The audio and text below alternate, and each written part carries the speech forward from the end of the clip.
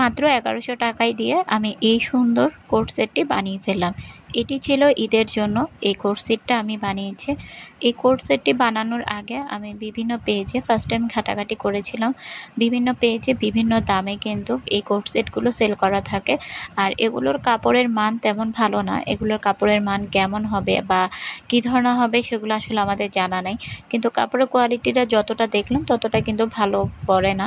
তো সেজন্য আমি একটু ভালো মানের এবং কি আরামদায়ক কাপড় দিয়ে বানানোর জন্য আমি নিজেই এই কোট সেটটি বানিয়ে ফেলেছি।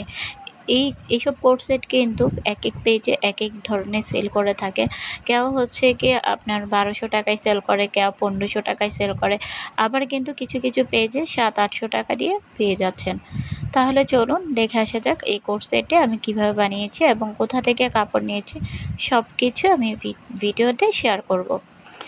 আমি কাপড়ের জন্য আমি চলে গেলাম টেরি বাজারে। টেরি বাজারে কিন্তু কাপড়ের দাম অনেকটা কম থাকে। আর টেরি বাজার তারপর নিউ মার্কেট এই দুইটাতে মোটামুটি কাপড়ের দাম একটু কম থাকে। তো এখান থেকে আমি ওনাদেরকে আমার পছন্দ অনুযায়ী কিছু কাপড় নামাতে বলেছিলাম। আমি এই কোট সেটটা বানাবো লিলিয়ান কাপড়ের মধ্যে।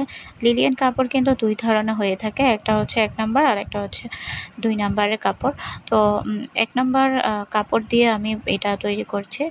2 নাম্বার যেটা থাকে মানে একটু লো কোয়ালিটি ওটা কিন্তু তেমন ভালো না। তো এখানে আমি 2টা কাপড়ই আমার পছন্দ হয়েছে। 2টা কাপড়ের থেকে আমি এই কাপড়টা নিয়ে নিয়েছি। এই কাপড়টা আমি আমার এই কাপড় দিয়ে কোট সেটটা বানিয়ে ফেলবো। আর এইখানের মধ্যে হচ্ছে গিয়ে এই কাপড়গুলো 3.5 হাত বহর ছিল।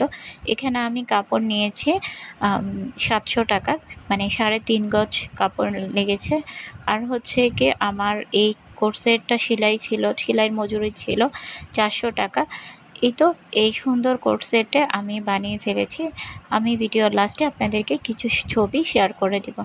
একদম খুব সহজেই কিন্তু এই কোট সেটটি কিন্তু আপনারাও বানিয়ে ফেলতে পারেন। ইনশাল্লাহ সামনে আরও ড্রেসের মেকিং ভিডিওগুলো পাবেন। তাহলে আজকের জন্য বিদায় নিচ্ছি। আল্লাহ হাফেজ। আসসালামু আলাইকুম।